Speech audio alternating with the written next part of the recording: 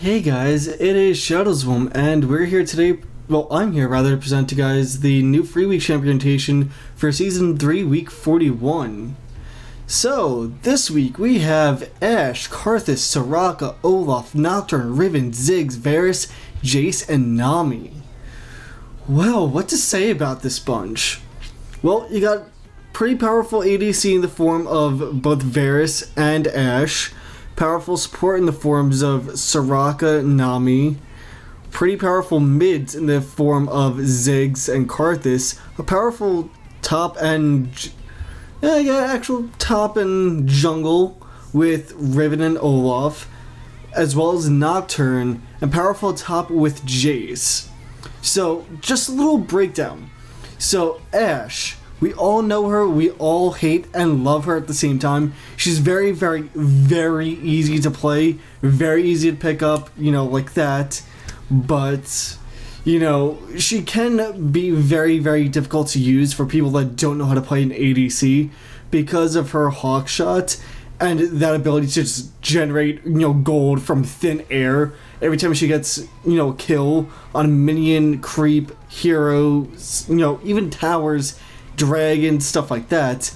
If she gets the kill, she gets 1 all the way up to 5 extra gold, and that really, really ramps up relatively quickly, especially if you have like an Avarice Blade or something like that. That just ramps up even quicker and makes her even deadlier, when facing up against somebody like, say, Varus. Same farm, same everything, but Ashe has like 1 or 2 ranks and skill, points in that hawk shot. She's gonna be having a lot more gold. Let's say, they have 100 CS, it's 15 minutes in the game, yep. 15 minutes in the game, both have 100 CS. Ashe has, 2 points into hawk shot. Oh look, there's 200 extra gold, if not maybe a little, maybe a little less, maybe a little more, who knows, That's a lot. That's the difference between an extra potion, your boot upgrade, something like that. You're, finishing off your Infinity Edge, finishing off your Bloodthirster, just something like that. It makes a huge, huge, huge difference. But, if you don't know how to land her ultimate, don't know exactly how to play her, then you're going to be in a world of trouble. And same thing goes if you're against somebody who doesn't know how to play him. If they don't know how to play him, they're in a world of trouble. So she's kind of that double-edged sword where you need to have that good sense of, hey, map, good sense of map awareness, good sense of where your ult is going to land. Otherwise, well, not just where your ult's going to land, but where the enemy is moving in relation to your ult. You want to try and lead the enemy into your ult, sometimes if you possibly can, so you get that maximum stun, along with that damage that comes with your ult. As you guys know, the further away somebody is from Ashe's ult, the longer the stun is. It doesn't matter the distance for the damage, but it's that stun. I believe it's like 3.5 seconds is the maximum, and that's like from your tier 2 tower to your to the middle. I believe that's the longest duration. That's where it caps off, but after that it's just like, oh my god, did you see that skill shot? Halfway across the map. But again, she's very, very squishy, but has good utility to get away. The form of her Frost Arrow, her volley, just everything in her kit allows her to just escape easier. And again, with that hawk shot, it's kind of that double thing, it's got the passive as well as the active. The active, it's kind of a free ward, in a sense, for about 3 seconds every 45 seconds, so, it can come in handy. Then you have Karthus, who, if you guys see me playing before, I just love him. Hold on, let me actually turn this music off, because, yeah, I don't really need it. But, yeah, if you guys have seen me play Karthus, I love him. He's just the master of, my pain is my pleasure. Sorry, I messed that up. Their pain is my pleasure. That sort of thing, that whole sadistic, I'm gonna cause you as much pain as possible. I don't care if I die or live. Y'all coming with me. It's one of those things where you have to be just sick and sadistic to play him at sometimes and just not really care. You know, you're gonna die in team fights. It's gonna happen. You're gonna die, but for you to cause maximum amounts of havoc and damage, you want to die in that, you know, in that nice juicy center of that team fight to get the most damage from your Defile, get your Wall of Pain in a good spot, spam your Lay Waste, and maybe even get your ult off and you'll just get a triple, quadra, or even pentakill. Because I've had that happen to me dozens of times where, oh look, I'm dead, oh look, my teammate's just dead, oh, ult, everybody dies. It's happened. It's nice when it happens, but it's far and few between. But just beware, he is very, very, very difficult to play. You know, in relation to, say, Ashe is like, you know, a cakewalk versus Karthus. Because Ashe, everything's instant except for her ult. You know, Karthus, his Defile is a dot, pretty much. You know, his Wall of Pain, you have to kind of aim it. It's that weird skill shot. You know, it does show you where it's going to land, but if you don't angle it properly, you won't even catch anybody in it.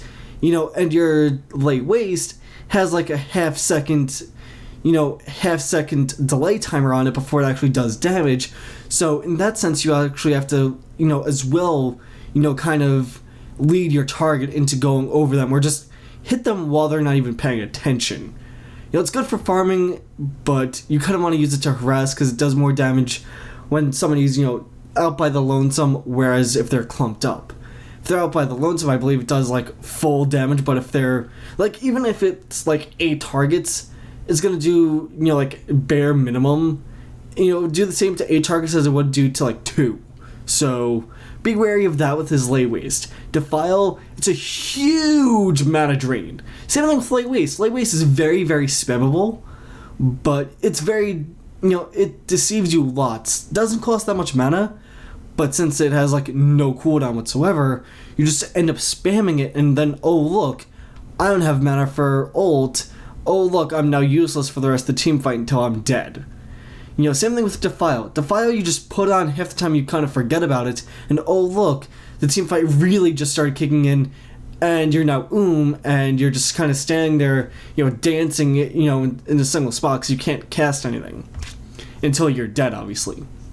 So, be very, very careful with Karthus and Ashe.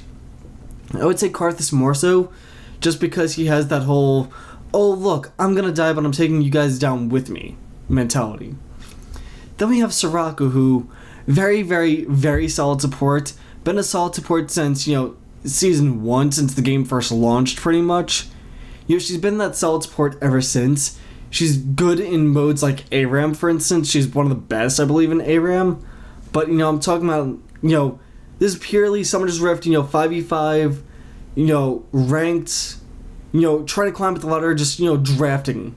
You know, draft normals. You know, that's what I'm telling you guys about. Not, oh, this is a pub stomp champion. No. Just what you can expect in ranked and draft. You know, draft, normal, and ranked. So, Soraka, as I was just saying, you know, very, very, very potent support. You know, she's a mana battery.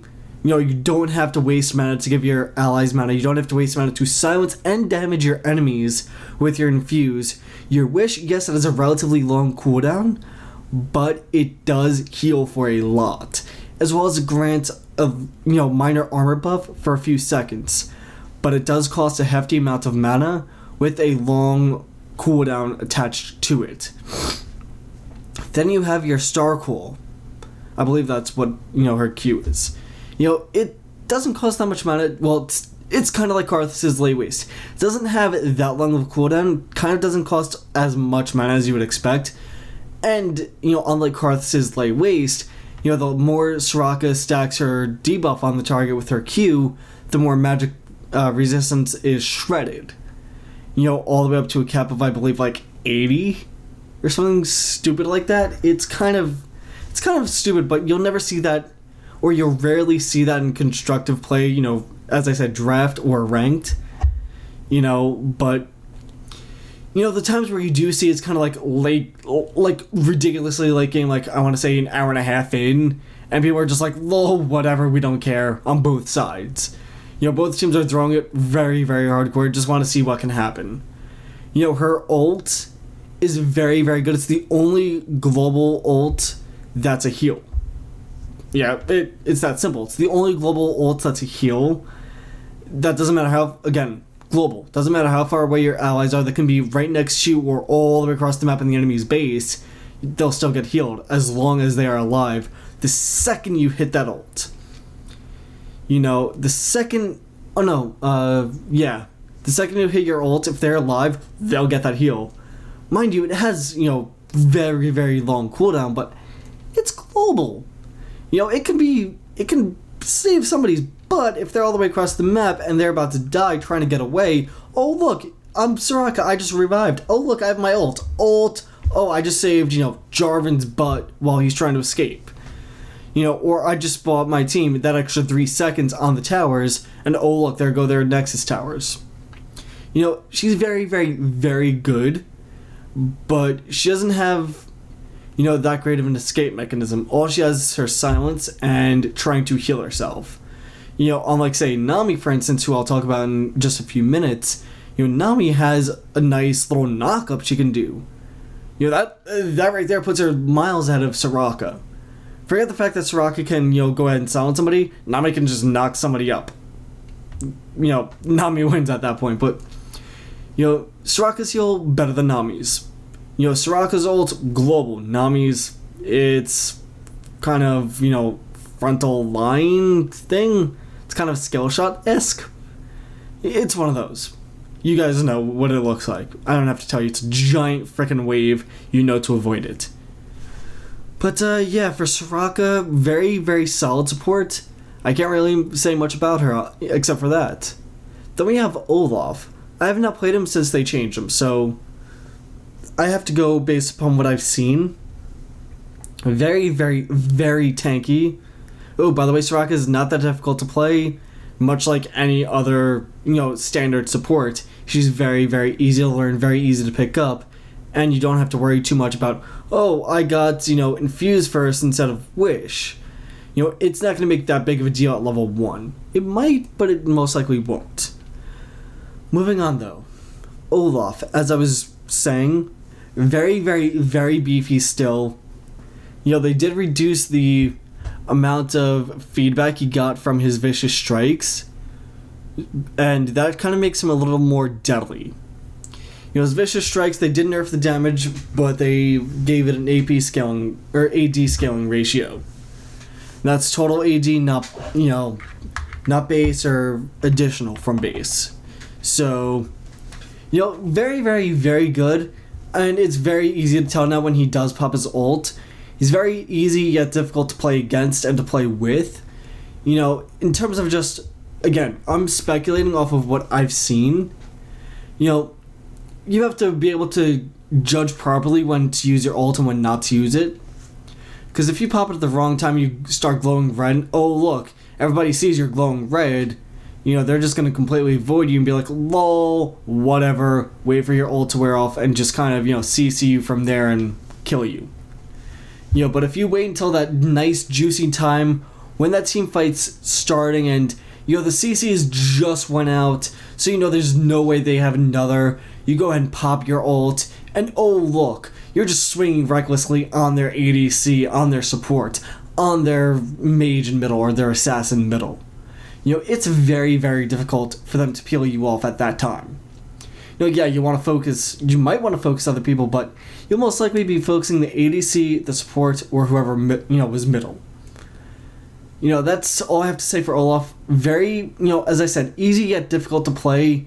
You have to dictate the pace when you're playing Olaf on, you know, when you get to use your vicious strikes. You know, you can't let the enemy decide, oh look, I'm just gonna harass you so you can't use it. No, you have to be like, oh look, I can harass you so I can use it. You know, it's weird how that works out, but once you guys play him maybe once or twice, you'll see what I mean and you'll understand. Next we have Nocturne. What can I say about this champion that that nobody said in the past? There isn't much to say. I haven't really played Nocturne that much either. You know, I've played a little bit of him when he was free a couple weeks ago, but I haven't played him since. you know, he's very, very good at, being deceptive. Say, the enemy knows that your ult is up. You can just hold on to that ult until a team fight. You can be right there in that team fight, but if you hold on to that ult during that team fight, and oh look, they're popping their CCs on the tank that just went in first. Oh look, now you can go ahead, pop your ult, and go around to the ADC, and ADC's got no way to get, you peeled off of him. So, yeah. It can be very, very deceptive, as well as you have a spell shield that increases your attack speed, I believe. If you do successfully absorb a spell within, 3 seconds, or it's either, a second and a half or 3 seconds. One of the two, I can't be entirely sure. I think a second and a half. As well as you get passive lifesteal in the form of your passive. I know it's not that good. You obviously want, a Bloodthirster or something like that. But it's still good nonetheless. Then you also have the added benefit of your Q, which just allows you to completely bypass, unit collision. So that's always good and gives you increased movement speed. And if it hits a champion, it leaves a trail to follow that champion. So that's pretty cool. As I said, can be very, very deceptive. Pretty hard to play the first 1 or 2 times. After, I want to say, third or fourth, you'll get the grasp of him and understand exactly how he's supposed to be played, and you'll be better at him than you'd expect. I can't really say much about him. Again, I haven't played much of him, rather. So let's move on. Riven. Very, very, very potent. With her dash, they did nerf her knock up a little bit. She can no longer leap over walls until the third, leap of her knock up. But hey, that's still a leap over walls. Let's see. Her ult, nice frontal cone. She has a dash that gives her a shield. She has a stun and a knock up. What else is there to say? Very, very, very good melee. I wouldn't recommend her if you're not that keen on, going in and being the shield for, a good 20 seconds or so. I'll actually say 15 seconds, because 20 seconds is too lenient. Sorry, I'm still a little sick here. But yeah, if you're not keen on going in first, going in just, I'm going to tank everything and then dish out as much damage as possible, then Riven's not the champion for you. She has a lot of health, scales very, very, very well with AD. She gets a lot of AD just passively. She's a little difficult to use, but not super difficult. But again, if you're not keen on going in first with that, knock up, with that shield, with the dash and everything else, then she's probably not the champion for you, because that's what you're going to be doing 9 out of 10 times, is going in first, being the initiator, and just soaking up the brunt of the damage for the first, 15 seconds or so. Then when the rest of your teammates get in, you get healed up, stuff like that. So, use her at your own discretion. I'm not going to say any more about her. Ziggs, the Hexplosive Expert. My oh my, have I had some games with him. Yeah, so here's a little tip for you guys. You know how people no longer, don't favor, the Magi Soul Stealer? Go for it on Ziggs. It's deceptively good for him. Deceptively good. I can't tell you how many times Ziggs, where I build the Soul Stealer first, and then build into a, Chalice of Harmony that builds into build Chalice of Harmony to an Athene's Unholy Grail. And just those two items along with, Sorcerer's Shoes, will set me up for the next 20 minutes of the game, because I no longer have to go back to base for mana, and I'm just going to continuously get kills and stack up that Soul Stealer and never run out of mana. My ult's just lobbing it halfway across the map due to its, partial partial globability, if that's even a word. Just made it up here, you heard it first. It's partial globidity, or glovidity, one of the two. Due to it being partially global, and you being, kind of like TF's ult in that fashion where, you can see where you can cast it, but it has that set range. And, if people are caught in the dead center of that ult, oh, damn, is that a lot of damage. Scales very, very, very well, like extremely well with AP, obviously. It doesn't have much on health, but he does have other ways of escaping. He has his minefield as well as his satchel charge. His satchel charge, if he's standing on it and an enemy standing like on the other side, oh look, the enemy gets knocked away, you get knocked away from the enemy. Win-win. And you deal damage to the enemy and don't deal damage to yourself. Win-win. And then drop your grenades or drop your minefield, right near that, and oh look, now they're slowed as well as taking damage and getting knocked back. So very, very, very good in when you know how to combo his abilities together. And again, very deceptive. People don't expect Ziggs to be able to, stand toe-to-toe with other AP champions. Like, I can't tell you how many times I've satchel charged out of Vigor's stun, out of his, out of his just giant stun and Event Horizon. Out of his Event Horizon and Dark Matter combo. I can't tell you how many times I've done that. Just because, oh look, satchel charge right underneath myself. Oh look, he's about to, he stunned me. Oh look, my satchel charge just went off. Lol, your Dark Matter is useless. Or it can really screw up the enemy champion's ultimate if it's, say, somebody like Malzahar. Throw it underneath that, where that Malzahar is walking, and get close up so they're going to ult you, and then the second they ult you, oh look, satchel charge goes off, oh look, their ult's useless. You drop your grenade, you drop your minefield on top of them, you throw your Q on top of them, and oh look, now they're, less than half health, and ult, dead. Again, deceptively powerful, but deceptively hard to use. I'm saying like almost not pro level, but very, very, very advanced skill level to play him properly. I mean, I'm boasting that I play Ziggs well. I don't even play Ziggs well against, other people that... I'm in Silver 5, for Christ's sake. I've had very, very good plays. I've had very, very bad plays. One thing I do know is my casters. Those of you that have seen me stream know I know my casters. I played Karthus, I played Ziggs, I played, Castle. I played just almost every caster middle. So I know what I'm talking about with Ziggs. He's one of my favorite mid champions. Listen to me on this one. Go for that, Soul Stealer. It's deceptively, it's going to build up deceptively quick on Ziggs, and before you know, you're going to be at like 15 stacks, and you're going to be, laughing with your teammates. Lol, I've already got 15 stacks on the Soul Stealer, and nobody's noticed, because you've got like 8 assists and like 4 kills. It's going to wind up like that. Yeah, you'll die a couple of times, but you know what? By the time the enemy team actually notices you've got a Soul Stealer stacking up, it's already too late. Your ADC's farmed up, and your top's farmed up, your jungle's farmed up. They're going to focus you and just die to your teammates and still give you those buffs. Or they'll try and catch you out, and oh look, you've got your satchel charge ready to go. You've got your minefield ready to go. So... be wary with him. Again, very, very, very low on health, and to deal with Ziggs, it's very, very simple. Never stay put. Ever. It's like dealing with the Karthus. I should have mentioned this too with Karthus. When dealing with Karthus, never stay put.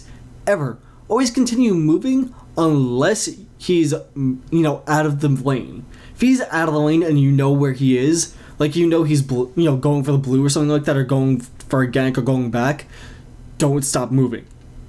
Because one hit from Ziggs's, grenade or Karthus' late waste can mean your life or death situation. So just be careful. Ziggs can snowball out of control very, very, very quickly if left unchecked. That goes for both dealing with him and playing as him. But if you know how to play as him and know how not to get countered easily, you should have no problem. If you don't know how to counter him, again, don't stop moving and don't let him catch you with the satchel charge. If he knows what he's doing and gets you with a good satchel charge into a minefield, you're pretty boned unless you have your teammates like right there to back you up. Now, moving on. Varus. Varus. Very, very annoying ADC. Like, one of the most annoying, in my opinion. Your Q hits like a truck, your W hits like a truck, your E just puts a, stacking debuff on the enemy that makes your other abilities hit like even harder trucks, and then your ult is kind of a stay put utility. That can chain off of one person.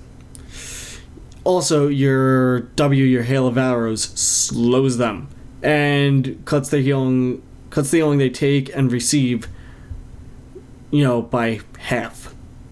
Yeah. He's very, very annoying to deal with and very, very annoying to play.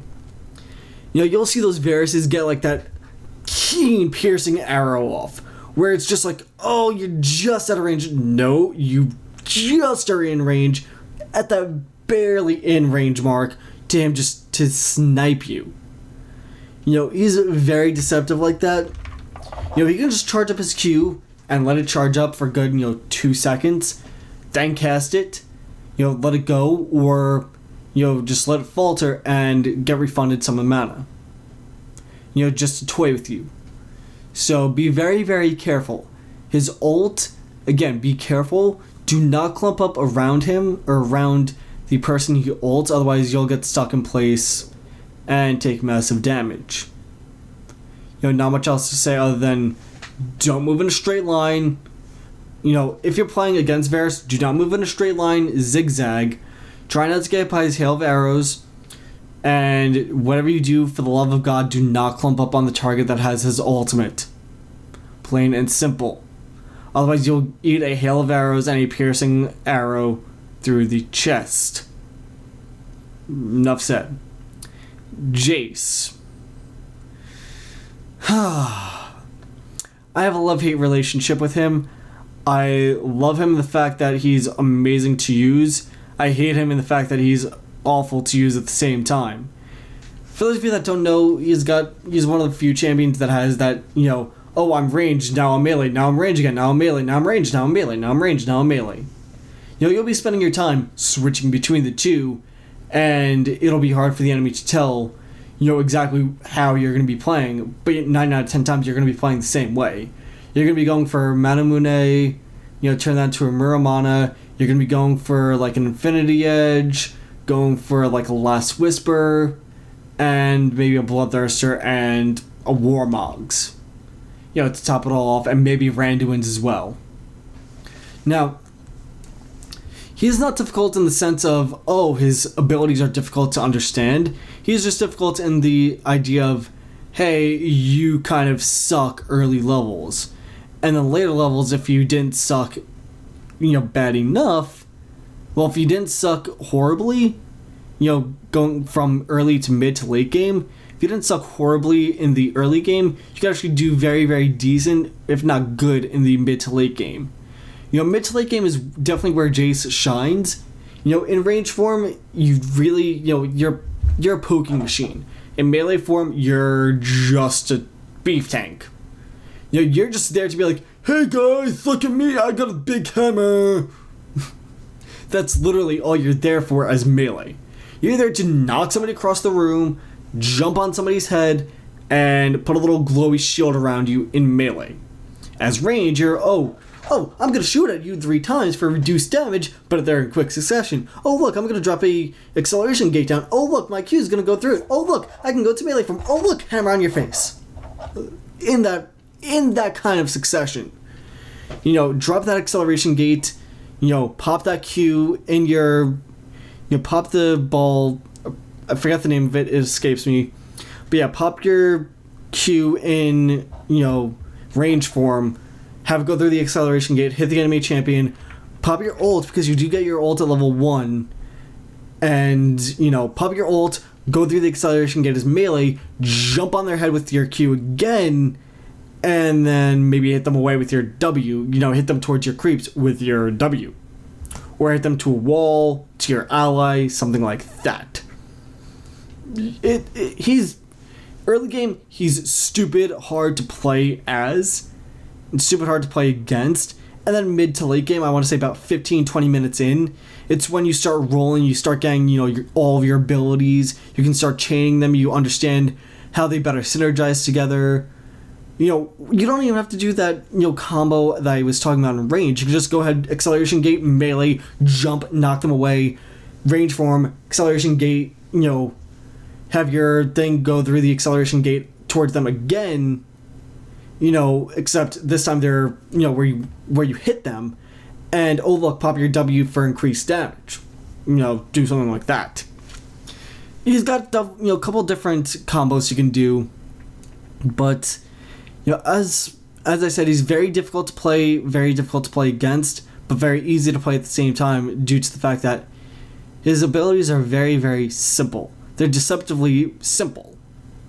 If you just take, play a bot game, play 1 or 2 bot games as Jace. Look at the abilities, look at the names, look at what they do in both forms. You'll understand them a lot better just playing against bots 1 or 2 times as Jace than you will playing against other people and be like, I have no idea what to do, guys. Please help. And them just be like, oh god, another one. Don't be a dimwit. It's that simple. As, they say in BioShock Infinite, don't be a dimwit, be a duke.